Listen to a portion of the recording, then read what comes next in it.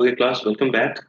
And we'll be discussing about urban land use models. So we have talked about that land use are closely associated with your transportation networks, and it effectively it really affects how people commute from one place to another. So that is, but other than that, there have been over some time periods there have been developed some different type of models to describe how some different land use is growing over time. So, as a planners, almost some of you might have gone through these models in other classes as well. But today I will be talking about these land use models from the purely from the perspective of the transportation network or accessibilities and everything. So I think most of you might have gone through some models. They are the red models, some concentric or monocentric models, some multiple nuclear models, and recently we are working towards a hybrid paradigm in which we'll be uh, mixing up all of these models together. So one of the most widely recognized agricultural land use model. It is primarily an agricultural land use model you might have gone through in regional development courses as well. So here, from transportation perspective, it is highlighted that if it is there is no, it is full isolation, no uh, changes in terrain and physical features are is present, then concentric development is the best way to describe the development, to have a concise have a pattern growth from the city center, right? So, but that model, regional land use model, they talked about the linkages from market to the particular land use, particular agricultural land use. My agricultural land use, firewood, crop farming, this type of thing. So uh, we need to know about the markets and production and the distances.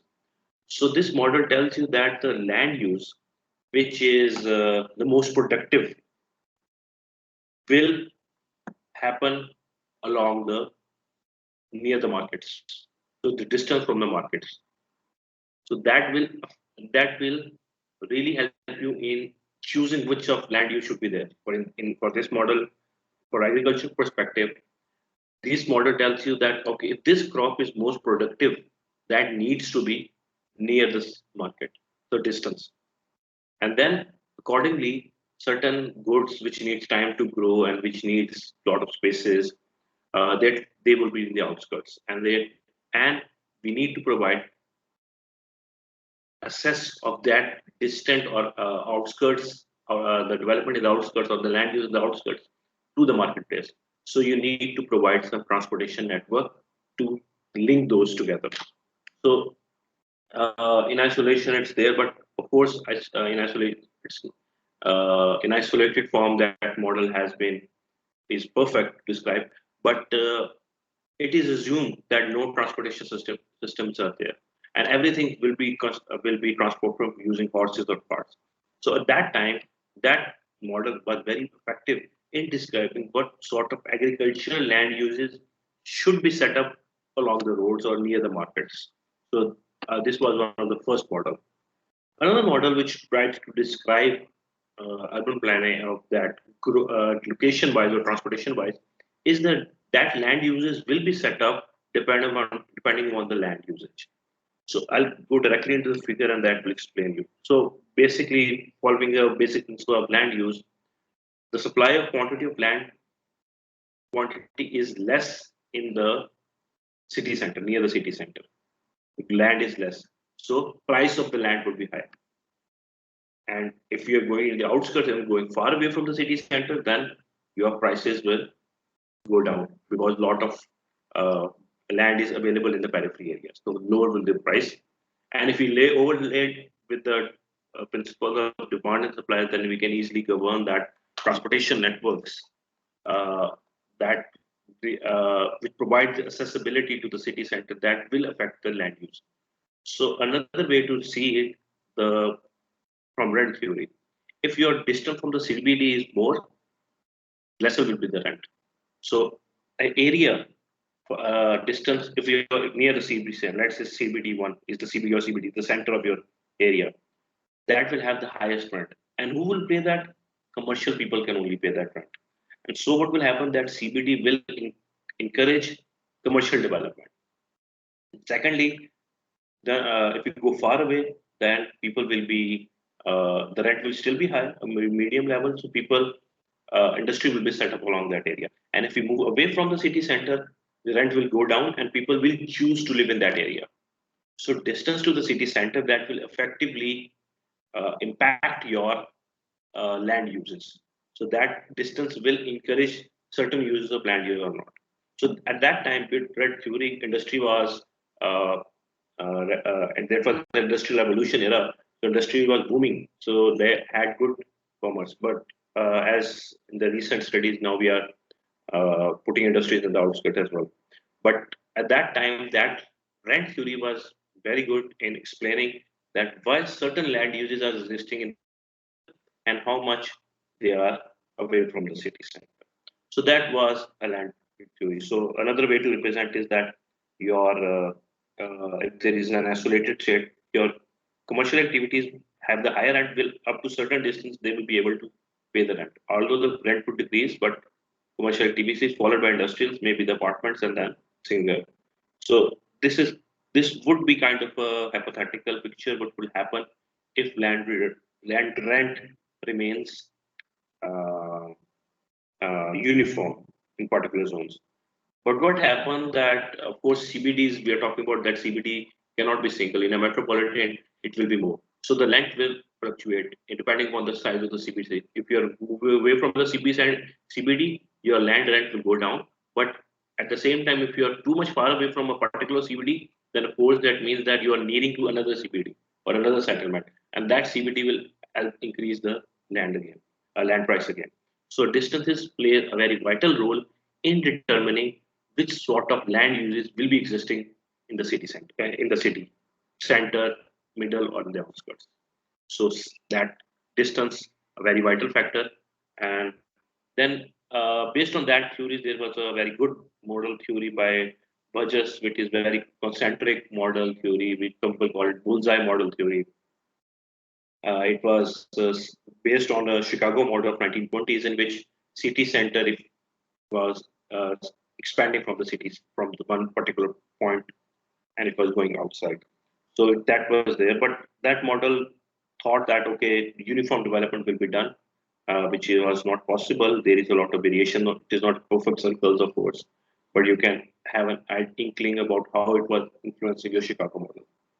So away from the city center, your land uses will change.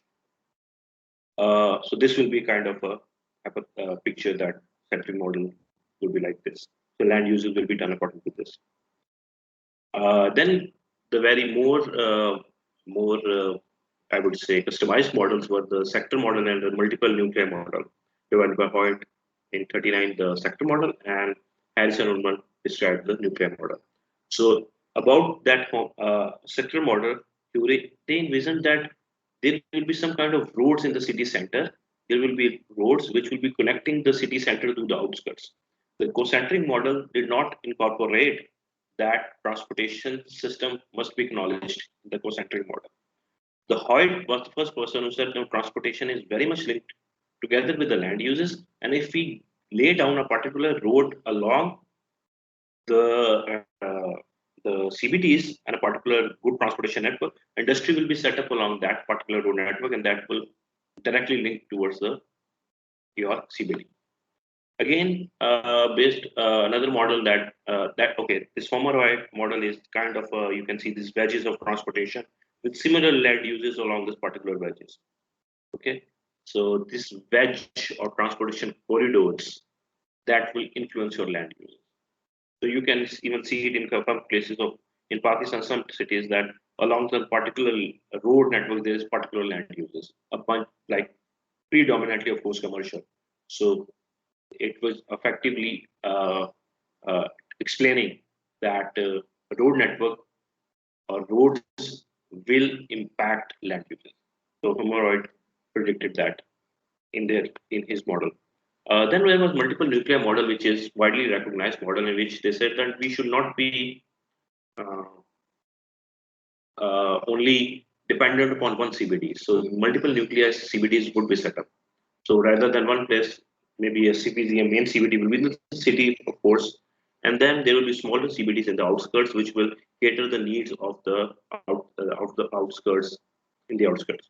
So, but of course, that model said that will be no uniform development as predicted by the concentric model or the multi-able nuclear model. And of course, that model said that industries will be in the outskirts, and that is being still effectively used by the by the our development plans, in which we encourage that industries should be set up away from the city centers, away from the even the residential area. So multiple nuclear model was there, and I hope very much commonly recognized by the planners. Another other models were by a South American model, which is a combination of some based on some cities. I think Johannes, sorry, in South America, that also called Latin America. So they say that there is a one particular linear development in the city which is called spine over here. So there is a big transportation corridor passing, which will link the industries to the CBD and the markets. And the development will be like, if we are complementing the concentric model theories, then a circular development will originate from the city center, but it will also be heavily impacting of your transportation corridor. So this model was basically a mix of your sector model theory and concentric model theory. So they kind of merged it together to form that this was development, and that was applicable for, at that time at least, it was applicable to a lot of Latin American cities. Uh, then another is the Asian model, in which Southeast Asia is predominantly island-based economies, in which a lot of capital cities are built up along the ports like Jakarta, Bangkok, Manila. A lot of Southeast Asian countries, their main capitals and their main industrial at least areas is along the coast. The trade is along the coast.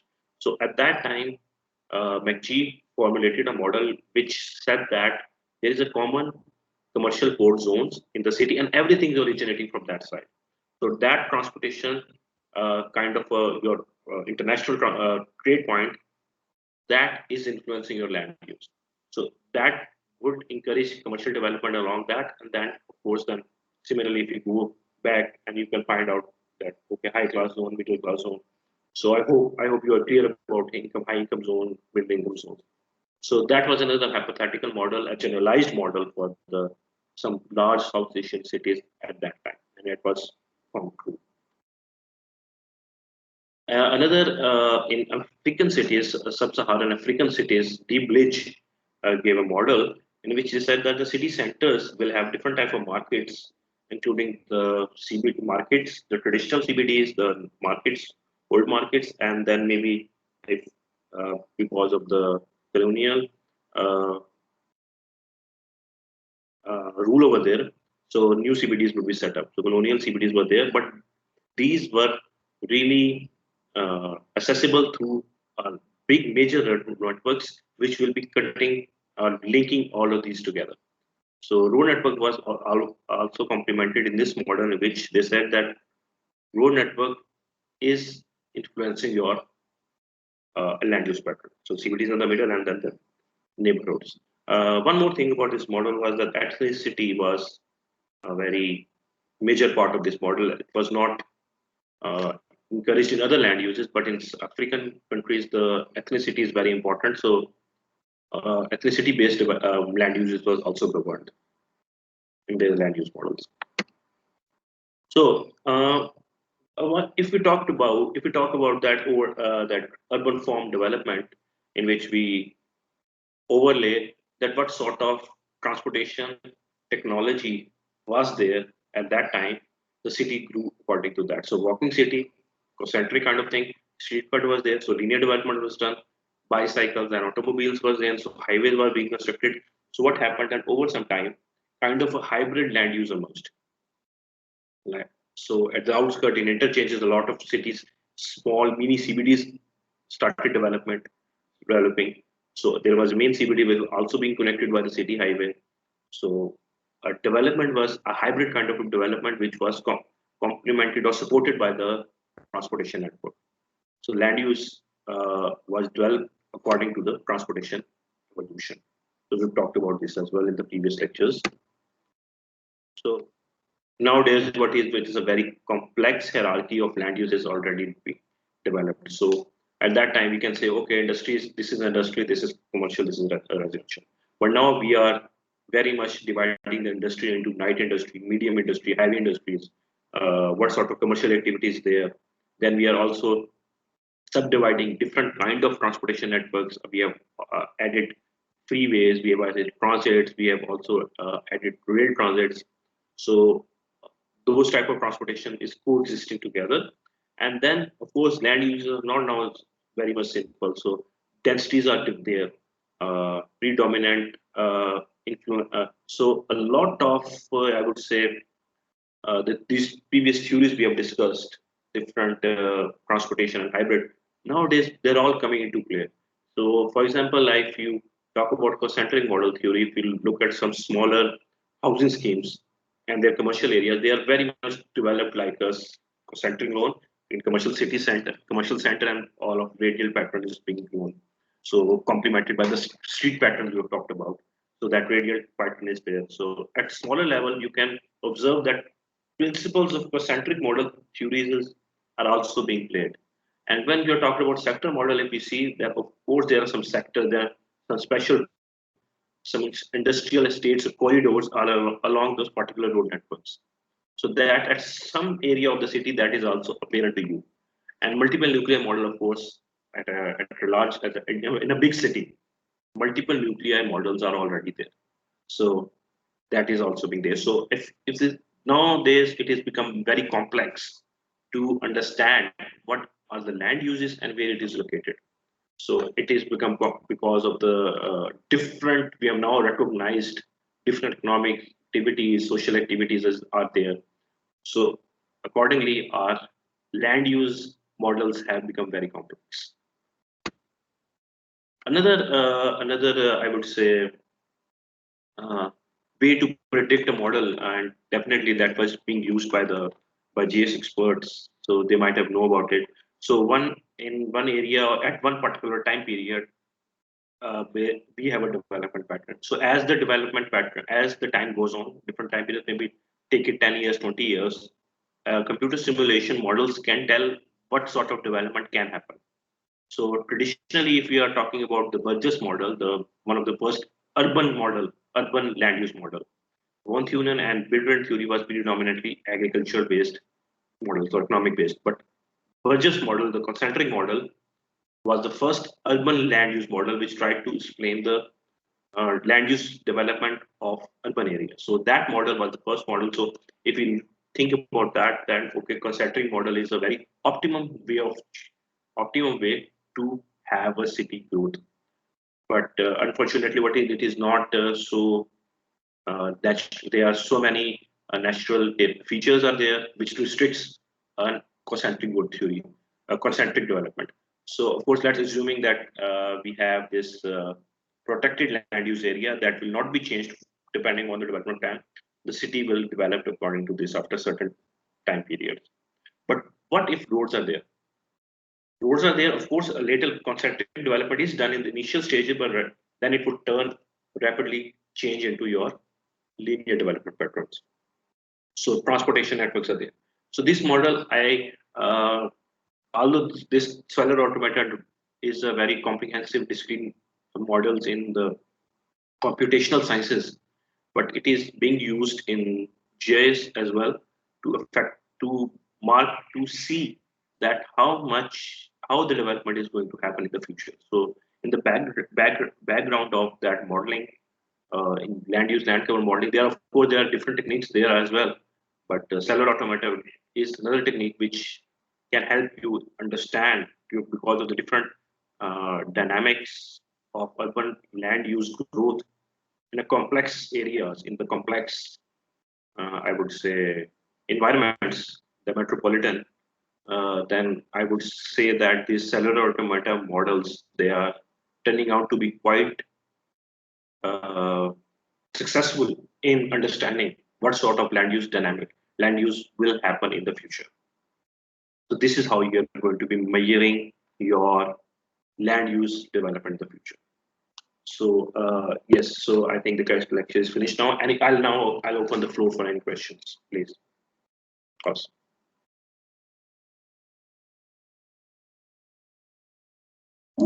So class, do you have any questions?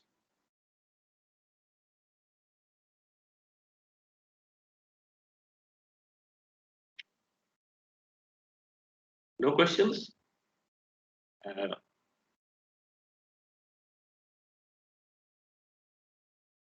Okay, I'll stop the recording now. Excuse me.